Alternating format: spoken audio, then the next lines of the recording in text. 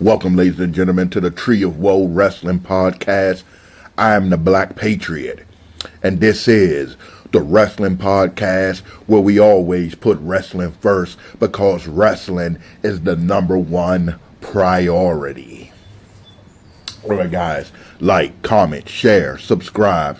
It's a small thing for you, but for me it means the world, and it means the world to the channel. And right off back, just straight jump into the video. What this is basically my who is booking this crap video. And ironically, there's a sign that's circling around. It's from the 90s. It's of Triple H himself holding a sign that literally says who's booking this crap. Yeah. We know who's booking it. It's you. And we also know that Triple H is bad at doing his job. And many content creators have been harping and been going on tangents and going on rants about the same thing. WWE is just not good right now. It's simply not the product that we grew up with. Some of us are older. Some of us have been following this product since Hulk Hogan was the champion. Some of us have been following this product since we were children. And being a lifelong wrestling fan, WWE comes along with that. So more often than not, most lifelong wrestling fans are lifelong WWE fans. And this is the thing. We are used to a product that was treated with tender, loving care. Say what you want to say about the man, but one thing you can never say about Vince McMahon is that he did not understand the business, and at certain points in time that he did not have his finger on the pulse of the audience, that you cannot say that he does not know how to build, elevate, and showcase talent. These are things that are undeniable, that cannot be disputed. No matter what you think about Vince McMahon in the latter days of the company, of his reign over the company, I should say. When Vince was hot, Vince was hot. He understood how to create talent, mold talent, cultivate talent, and he knew when someone had it. He knew when to pull the trigger. He looked at a guy and was like, I could work with this. Some of the greatest gimmicks, personas in professional wrestling were people that didn't get over somewhere else. Vince got them, and the rest is history. You don't believe me? Hulk Hogan was not the Hulk Hogan as we know him when he wrestled in AWA for Vern Gagne. He was not. You know who else was in that promotion with Hogan? Scott Hall was there. He was not Razor Ramon. He was not the Scott Hall that would later go on to become one of the Outsiders.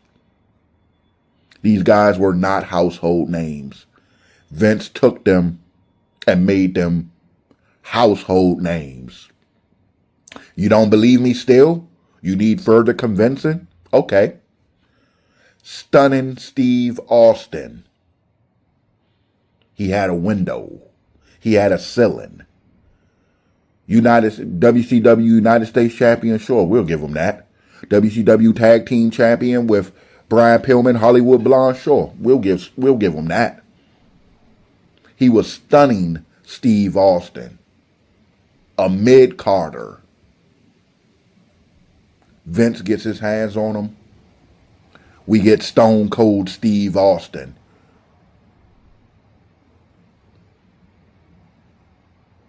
Talent in today's WWE climate is not being cultivated. It seems like not only is talent not being developed, talent is going overlooked. Some people, it seems, that no matter how much the fans cheer for them, no matter how often they get themselves over, they just go nowhere. That is a philosophy of WWE. The philosophy changed. And Vince did this too towards his latter days. He would ignore what the fans want, seemingly just to be petty. I used to call it Vince's hate booking. Because WWE hates you. They hate us. They hate their consumer. They want to tell us what we want instead of just listening.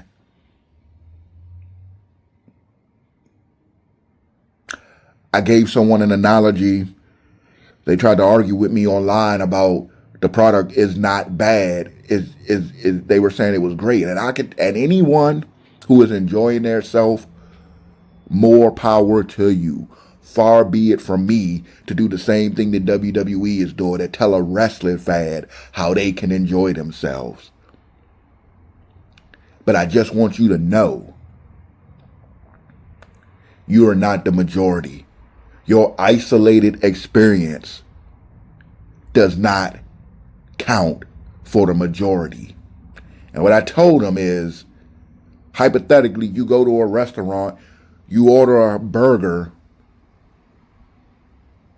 your server gets your order, they put the order in, you wait, you're hungry, you can't wait to get your burger that you ordered. You get the burger and it's not what you wanted. You ordered it a certain temperature, you ordered medium, it's well done. You ordered no cheese, it has cheese on it. You asked to speak to the manager because this is unacceptable. The manager is Vince McMahon. You tell him what you wanted, what you ordered. Vince McMahon proceeds to pull his trousers down and take a hot steaming dump on your burger and tells you to eat it. That is how he booked during his final stages with the company. And that is how Triple H is doing now. But instead of just taking a dump on your burger and then walking away, Triple H is going to also tell you to fuck off if you don't like it. So you get up. What would you do? You would never come to this establishment again. You would tell your friends to not go there, because if you order a burger medium rare with no cheese, it's going to come out with cheese well done, and then the manager is going to come over and take a crap on it when you complain. This is where we are. You cannot get what you want from this company. You can only get what they give you. And you better accept it. Matter of fact, you don't have to accept it, actually. You don't have to accept it. Fuck off. Fuck all the way off if you don't like it. But we're wrestling fans. Wrestling has always been a business where we are presented with something and the powers that be gauge our response. And then that's how they know what they should give us. If no one was cheering for Austin, if no one was wearing Austin 316 shirts and Austin 316 signs, Stone Cold would not have been pushed. And you know how I know this? Because I've heard Austin say this out of his own mouth. He was just supposed to be a good hand. He was just supposed to go out there, give the guy they want to get over a good match. And that's all people would have seen in him. Austin said that. I'm not making this up. Brief history lesson. Triple H got in trouble because of the curtain call incident with his clique buddies leaving. They broke kayfabe. Triple H was supposed to win that Royal Rumble, not Austin. Because Vince brought the hammer down on Triple H, they had to pivot. The company only saw Stone Cold Steve Austin as the guy to put another guy over. Until what? Until he said, Austin 316 says, I just whipped your ass. And then we went nuts for him. And then the rest is history. Do you think during that era, if Austin was being booed out of the arena, he would have got over? I mean, well, if he's getting booed, he's not over. Do you think WWE would have still continued to push him? Do you think Vince McMahon would have continued to push him if he was getting booed out of the arena? I'm going somewhere with this. We booed Roman Reigns out of the arena for years. 4 years. No one liked this guy. Nobody wanted to see this guy. But what did WWE do? Continue to push him regardless. If anybody during the Attitude Era was getting the kind of negative response that Roman Reigns was getting, they would have been done. But oh, he's the tribal chief. He's the head of the table. It took him 7 years to get there. Almost a decade. Nobody else got repeated chance after chance after chance after chance like Roman. So yes, clap for the man. Congratulations. It took you 7 years to become something. My point is not that WWE was right. No. The point is almost giving anybody that kind of push, that kind of opportunity, they would have succeeded. Roman succeeded because at this point he had to. But we can go in night after night. We can cheer our lungs out for LA Knight, but he gets absolutely nothing from the company. If LA Knight had any kind of opportunity that Roman Reigns had, I guarantee LA Knight would surpass Roman Reigns. And you know how I know? Because he already did in their feud when Roman Reigns and LA Knight was in a rivalry. The fans were clearly behind LA Knight. No question about it. But they never pulled a trigger on LA Knight. I don't know if it's Hunter Hearst, Helmsley, Levesque, McMahon, or is it the AI that's doing this? Could it be that the AI is telling Triple H not to book LA Knight? Because you do realize that they're using AI to book these shows. And it isn't just me saying it. It isn't just content creators saying it. The president of the company, Mark Shapiro, has said it. And then here's the thing. They say they use AI to gauge which superstars resonate with fans, analyze regional popularity, and optimize content creation. Really? So if you're doing all this with AI, where, oh, where are my WWE ice cream bars? Where is the push for LA Knight? Why would you release Kairi Sane when she's in the midst of a storyline that we actually cared about? And here's the reason why this storyline resonated with so many wrestling fans. Because there are no storylines. So we was like, okay, WWE is actually doing a story. Let's see where this is going. And what did you get? You got a story that went nowhere. Kairi Sane was released. We get no payoff for one of the few actual storylines, original storylines too, because I'm going to get to originality in a second. But we get no payoff to the story. So did the AI tell you to release Kairi Sane while she's in the middle of her storyline? It's the thing.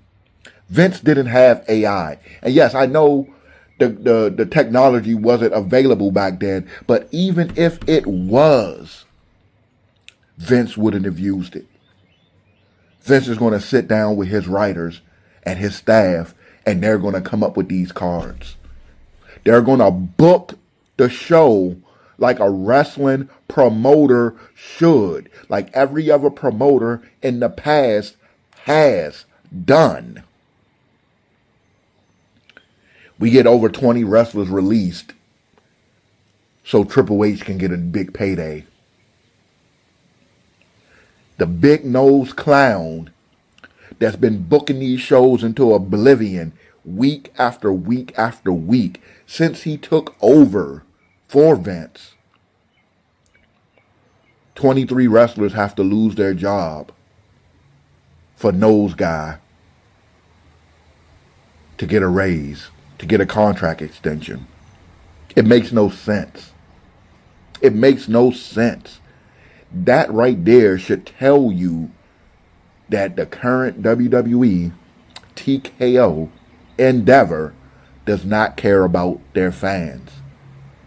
We think Triple H is doing a bad job, but he's actually doing exactly what they want him to do. Because you don't reward a bad employee with a contract extension. You release them. This is not a professional wrestling promotion. This isn't even a sports entertainment promotion anymore. This is an ad company masquerading as a sports entertainment company. That's why stories go nowhere. That's why wrestlers who deserve pushes don't get them. That's why they recycle the same old storylines. That's why they never create new stars. That's why they only push their favorites and the Nepo babies. Roman Reigns is the world heavyweight champion. Nepo. Cody Rhodes is the WWE champion. Nepo. Rhea Ripley is the WWE Women's Champion. Clear favorite. Like, come on. Clearly Triple H has a Rhea Ripley fetish. Tiffany Stratton takes the United States title off of Julia. Favorite. Clearly she's a favorite. She was the WWE Women's Champion for most of last year. So she's no longer the WWE Women's Champion because they got to get that belt to Rhea. So Tiffany has to have a belt because she's one of the favorites. Liv Morgan is the Women's World Champion. And they just gave her a music video. She's clearly one of the favorites. She's one of my favorites. Liv deserves this. She worked her butt off to get where she is. She was handed nothing. She was not born from a great wrestling family, nor did WWE initially take interest in Liv Morgan. Favorites and nepotism. It's the only way you get by. That's why they reduced Alexa Bliss and Io Sky to sidekicks so they could make Charlotte and Rhea Ripley more appealing. That's why. Then there's rumors coming out that Brock was actually supposed to go over on Obafemi.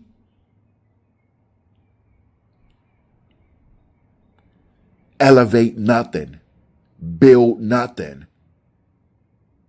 Because you want Brock to be retired by Gunther, who is terrible, but you can't see the lightning in a bottle that is Obafemi.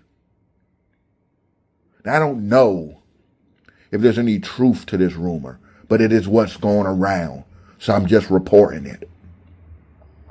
They saying Brock made the call.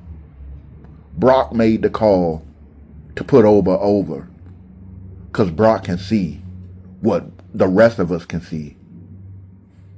Oba is the guy. Not Braun Breaker. Not Gunther. Obafemi. And what do you do with Oba after Brock creates a new star at WrestleMania? Seemingly retired Brock, seemingly send Brock into retirement. We get the Obafemi Oprah Challenge. We get Obafemi versus Grayson Waller. This is going to ruin Obafemi. This is going to cool him off. This is going to stall his momentum. You don't go from Brock Lesnar to Grayson Waller. It's ridiculous. On the SmackDown side of things, the post-WrestleMania, pre-WrestleMania honeymoon period is over. Ratings have dipped. 1.2 million. 200,000 viewers, close to 1 million. 300,000 down from previous weeks. The intrigue of WrestleMania, if you can call it that, is wearing off. And Cody and Rhea are not the draws that WWE think they are. And they know it because they're cutting the 3-hour program, which is good. Because who can sit through that mess for 3 hours? I suffered through it for content, but it is terrible. 2 hours is the best thing that they can do right now.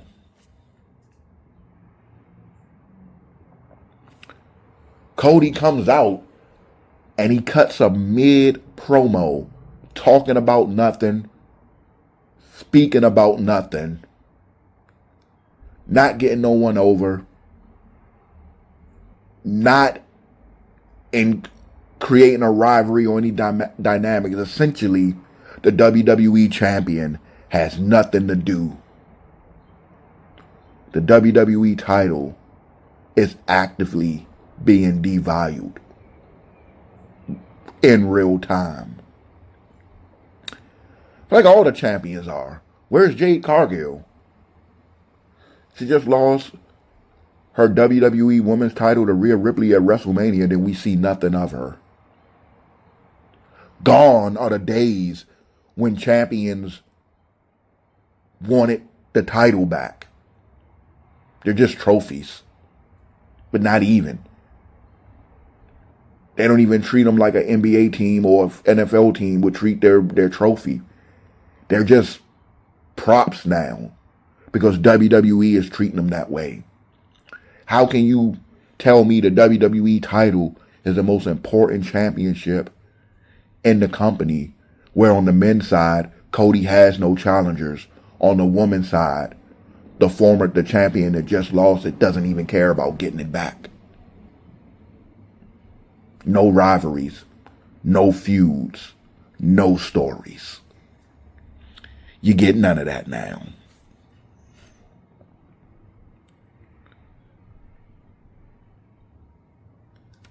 JC Jane shows you what real heel heat is. Not go away heat, not you suck heat, not silent apathy. JC got a real, genuine response from the audience. And that's because HBK remembers what Hunter has forgotten. And it's almost bittersweet because we've seen it before with Carmelo Hayes, with others. You get built up in NXT, you come to the main roster, and you just get decimated. You lose your luster because now you're operating in a system that is lackluster by default. Triple H is the star. No one else is allowed to be bigger than the company. No one is allowed to be on Hunter's level. The ego of the man with a big nose. This is why you have a situation with Kairi Sane being released. The whole roster, the whole stable, Bo Dallas's whole stable, the Wyatt Six, released. But not a single MFT was released. Favoritism and nepotism. Kairi Sane is gone. Tamina Snuka is still on this roster. Let that sink in. Tamina is still an active member of this roster. So is Triple H. Why is Triple H a competitor when he's the chief content creator? Maybe cut some of your pay and maybe we could have kept Kyrie or Aleister Black or Zelina or some of the development talent that you cut. How are you cutting people when they're in development? That is the whole point. You are supposed to be developing them into the stars of the future. You want to make some budget cuts? Take yourself off the superstar roster, Paul. Get rid of Tamina. What is she doing? That My Family Tree, really? The My Family Jobbers that's done nothing? You don't need all of them. You don't need all of them. Make it make sense. What has Gunther been doing? Of course, they're not going to release Gunther because he's one of the favorites. But to the fans, to the people watching your product, Gunther is just another guy that ain't doing shit. And I'm tired of sugarcoating it. Gunther is not it.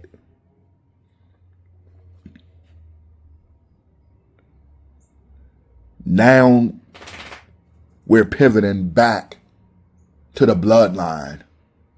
Instead of coming up with new stories, instead of coming up with new rivalries and new feuds, we're getting another version of the bloodline 6.0. I don't know where it is actually, but there's been several incarnations.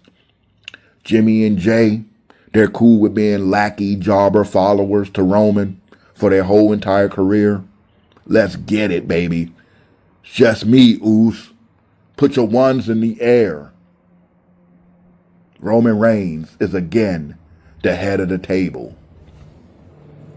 And I'll give credit where credit is due. Because I do like Roman. Hell, I do like the Usos.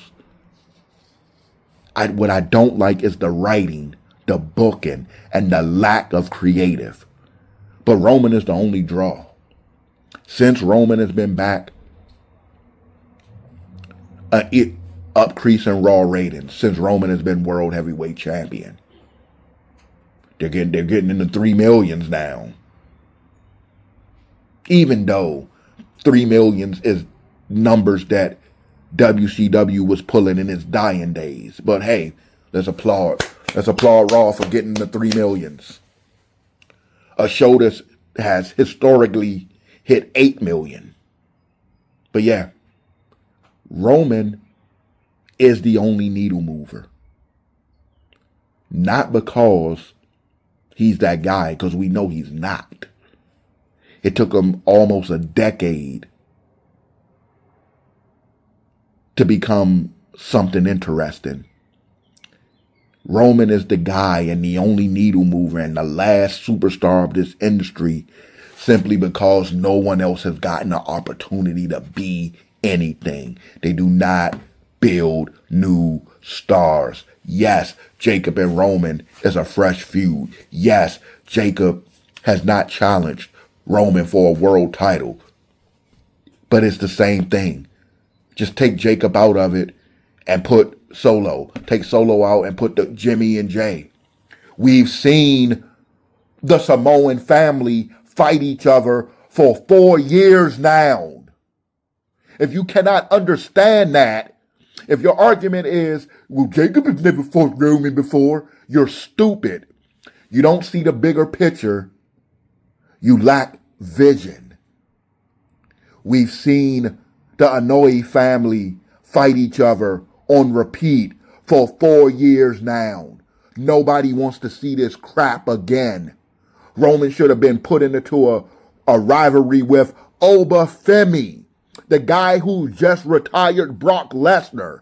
Nobody wants to see the bloodline on repeat for 1 million goddaggone years. Sorry, I'm not interested in it. That is the thing. Because I see content creators trying to say, people that's from my line of thought, we don't know what we're talking about. Jacob has never fought Roman before. Jacob is a new fresh face. He's a new fresh face, but a part of the same system. We've seen Samoan versus Samoan for 4 years now. And I'm over it. I miss wrestling. I don't want to see an ad company masquerading as a wrestling company. I don't want to see Pat McAfee and Jelly Roll interjected in the WWE title. I don't want to watch lame, boring, predictable storylines because they're coming from ChatGPT. See how lame and life-luster these stories are? Almost like a bot created them, right? And if you don't see that, you're willfully blind. These stories have no life. They have no pizzazz. They're not entertaining. Almost like ChatGPT came up with them. Because it's been confirmed that WWE is using AI. Now, I don't know what bot they're actually using, but it's definitely bot-like content. This is cartoon booking. It's for the kiddies. But I thought the demographic was 18 to 49. Why are we getting these cookie cutter programs that only a child would enjoy? Danhausen teleporting around the Miz's house, winning by putting curses on people. It's stupid. It's not funny. Yes, WWE has always, not even just WWE, wrestling as a whole has always been campy. Okay, it can be campy. Make it compelling. Make it compelling. These stories are not hitting on anything. They read just like an AI did it. Definitely reads like an AI did it. They never did anything with the YS6 for real, but stick them with the MFTs. After that huge way they were introduced on Raw, they went nowhere. Because this company is not willing to take risk. They're not willing.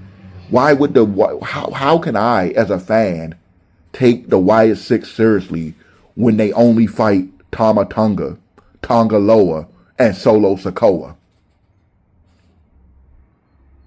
It makes no sense. It's ridiculous. You got a guy that's been over for 3 to 4 years now, but has never won a world title.